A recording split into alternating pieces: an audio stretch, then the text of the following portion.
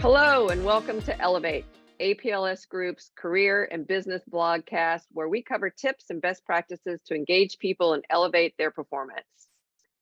Today, we're talking about managing conflict with Christie Ward, one of APLS Group's premier facilitators. Christie, welcome to Elevate. Thanks so much, Paige. We're going to talk about conflict today because this happens everywhere. It happens in our personal lives, happens in our work lives. So we're going to give you a model because you and I have a choice.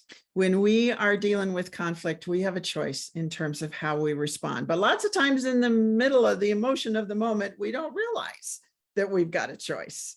So today we are going to be talking about that choice. And the model that we're going to use is the Thomas Killmann model, which suggests that there are two aspects when we are choosing how we're going to deal with the conflict. There's the assertiveness aspect that we use when the outcome is most important. There's the cooperativeness axis, the horizontal axis here that we use when the relationship is the most important. Sometimes both are important, and we're going to talk about that as well. So you and I choose a conflict mode. We call on our skills, and I'm going to share with you what those are. And then we say, what is the situation? And is this something I'm willing to go to the mat for? So let's look at this model. There are 5 different modes in this model. And you'll notice that the assertiveness axis, the vertical axis, goes all the way from avoiding the conflict altogether through compromise to compete.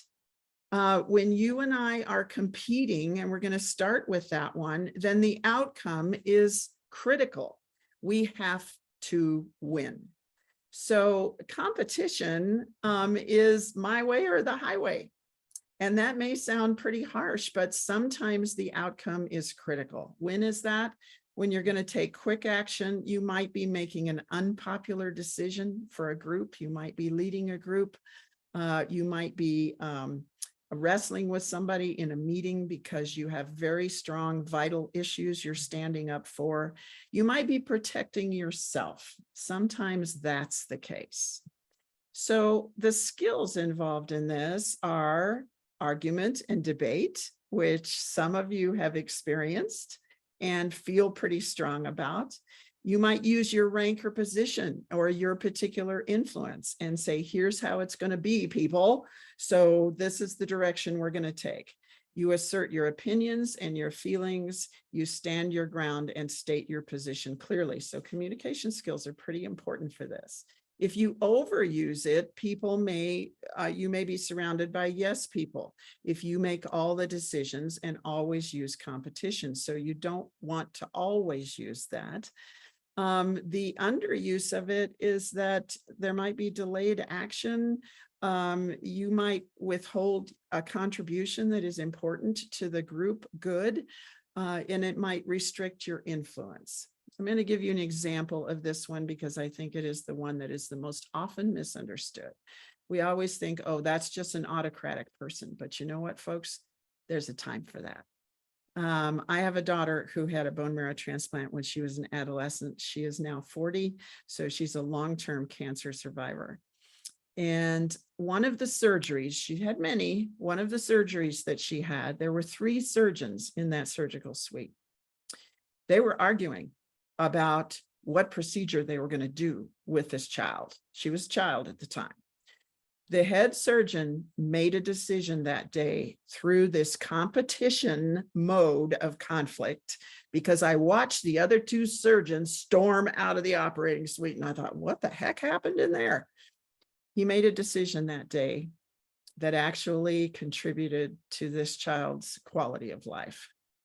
He made a decision that I am so glad he made, because he decided to compete with those other 2 surgeons, that the relationship was not what was most important, but the outcome for that child was what was most important.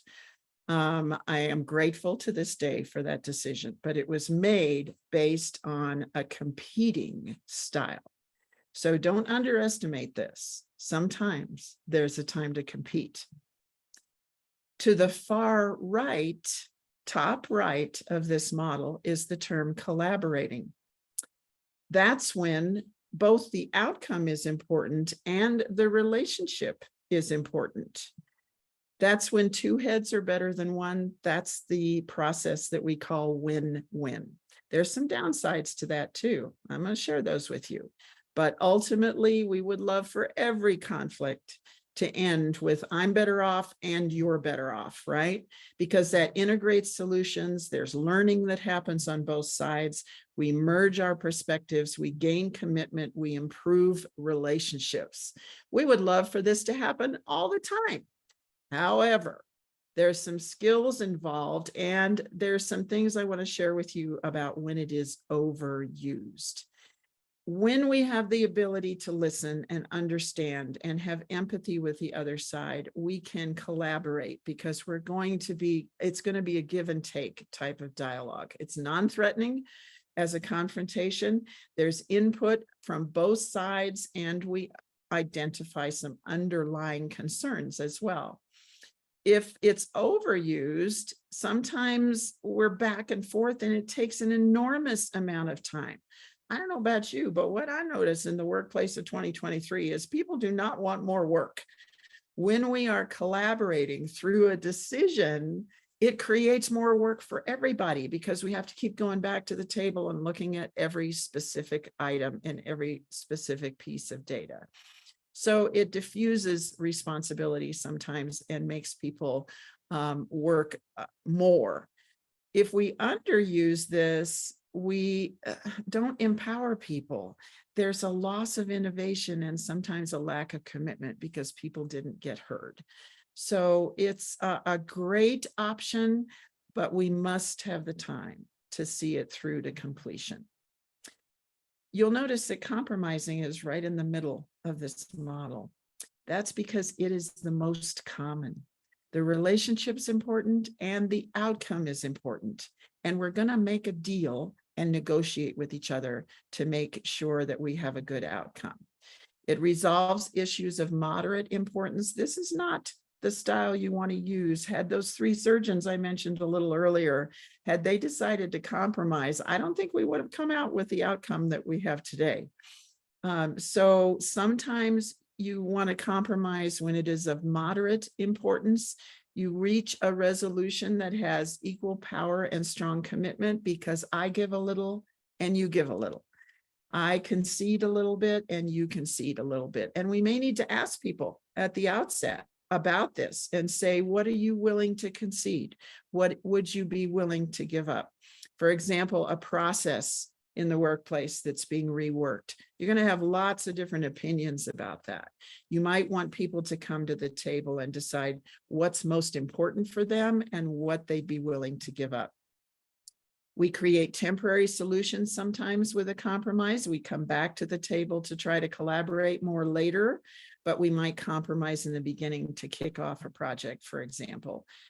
We might use this when we're dealing with time constraints and we have to come up with something today, and we'll come back to the table and look at it better. It's kind of a backup to both competition and collaboration. Our negotiating skills are really important. Can we get people to find a middle ground? Can we get them to meet us halfway? Sometimes when we overuse compromise, we're losing the big picture perspective and we're not always, we can create some cynicism. Oh, every time we have an argument, I always have to give something up. You know, people might be saying that, they might be feeling that towards each other.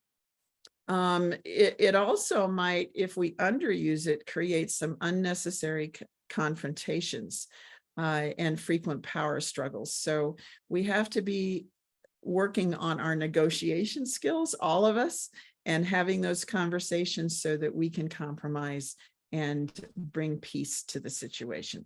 But it is in the middle of the diagram. Now down at the bottom, the one that is the least likely to give you the outcome you want and the least likely to serve the relationship in cooperativeness is avoid. I'm going to think about it tomorrow. I'm just going to set this aside. I'm not going to focus on it today. I'm going to leave unimportant issues alone. I think there's a time to avoid as well, especially when we're reducing tension, when we want to back off a little bit, and when we want to buy some time. Maybe we want to buy some time so we can come back to the table and do a little compromise. Maybe we need to buy time because we know we're never going to get to collaboration unless we step back from it a little bit. So avoiding the issue buys you some time. You do not want to do this with a life or death situation. You want to do this with the type of situation where you can avoid it for the better good. You have to know your limitations too. Maybe you don't have all the data that you need. Maybe you didn't talk to all the right people to get the insight from them. Maybe you're not ready to compromise because you don't know what you could concede. Then you might need to step back and avoid the situation and allow others ownership over it. And we have to be careful about that. But sometimes the issue is bigger. Sometimes someone is very angry, but we know that what's underneath that is fear of something new, fear of change, but how they manifest that is anger. You can talk to a counselor and they'll tell you that many times when people are manifesting anger, it's because there's fear underneath. Then maybe we need to step back and really look at, is this just a symptom of something else that's going on? So avoidance is a tactic. It is a choice. All of these 5 are choices, and you and I need to decide every time we go into a conflict, do I need to withdraw and sidestep? One of the things you find that many people find is they've become very good at this avoidance and sidestepping. But what happens with that is that many times there's festering issues when we overuse avoidance, when we stay away. I always have people say, I hate conflict, I stay away from it all the time. Well, that's probably not a very good idea. Sometimes we need to have a debate with someone. We need to have an argument with someone. And the best times for that are when there's mutual trust. If I have an argument with you, I need to know you're not going to throw me under the bus. And if I don't have trust with you, I'm not going to be willing to enter into what we call at APLS Group healthy conflict, because healthy conflict is just that. When you and I can have a debate and we can have an argument over something and we leave with the relationship intact. So if you avoid too much, issues can fester, and it creates too much of a climate of caution, which means we're not willing to take some risks that maybe we need to take. And if I underuse avoidance, then sometimes there can be hostility and hurt feelings. So sometimes I need to avoid things and just decide, when am I willing to go to the mat? When am I willing to step away? And sometimes I need to delegate to someone else to make a choice. Finally, our most cooperative, most focused on the relationship is accommodation. It would be my pleasure. And this is where we give in to another party that has an opposing view. We are reasonable with this. It can develop performance. And, it creates a lot of goodwill. I think in my personal life, I have learned to use this, and I've learned to use it. For example, we're going to go out to dinner and somebody else in the family has an idea about someplace they'd really like to go. It's not my first choice, but I might say, you know what, let's do that. Let's go there. That's fine with me. I'm going to accommodate because the relationship is of critical nature to me. I might do this in a team meeting if I have a colleague that I'm really close to and I can see that they're passionate about something and I don't have any skin in that game. It doesn't really matter that much to me. And I might at that point create goodwill and say, you know what, let's go with your idea. That sounds good to me. It's a way to keep the peace with both colleagues and in our personal life when we accommodate, but we don't want to accommodate all the time. because it is a symptom of retreating, and it can be taken as that I'm kind of wishy-washy and I don't really step up to things. So we have to choose when we're going to do this, but it does help you maintain perspective. I think the key for all of us is figuring out which conflict mode am I going to use in which situation. When is this going to serve the relationship the most? When is the outcome something that I cannot step away from? Then I'm going to go to the opposite on here, which is competition, which is the first one we talked about. There's a time for that, and there's a time to accommodate. So we forego our own desires when we accommodate. It's a kind of a mode of selflessness and obedience. I'm willing to go along with someone else's decision. It shows my ability to yield. I think the strongest leaders in the workplace today are folks who can both compete when necessary and accommodate when necessary. So that vertical axis of outcome, that's what I want you to remember. And that horizontal axis of the relationship. Both are important, but which one is the most important in the particular conflict situation that you're dealing with? If I overuse accommodation, then sometimes I'm restricting my influence and loss of contribution, and I'm giving into anarchy. I'm not always sharing my views. If I underuse this, it might show a lack of rapport or morale, and I might get a reputation if I underuse it that, well, she always gets her way. She never, and we've all heard people say that about certain people in the workplace, right? Everybody knows that reputation of that person. So be an accommodator sometimes when the relationship is extremely important, because it shows that you're willing to yield for the better of another person.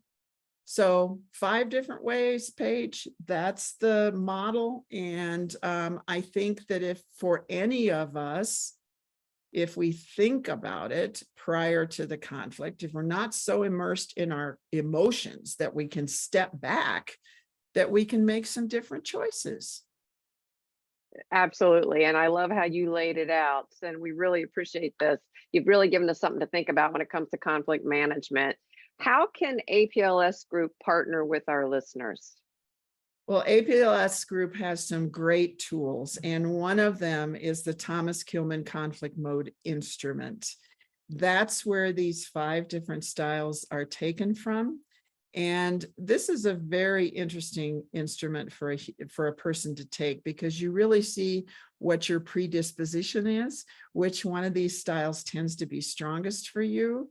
And the issue with that is that if you're avoiding things all the time, you're missing out on some opportunities. Or if you're competing with things all the time, you're getting a reputation. So I would strongly recommend folks get back in touch with APLS Group and figure out how they could take this instrument. Thank you. This has been awesome. Christie, it's been a pleasure to speak with you. Thank you for joining us on Elevate today. Absolutely. My pleasure.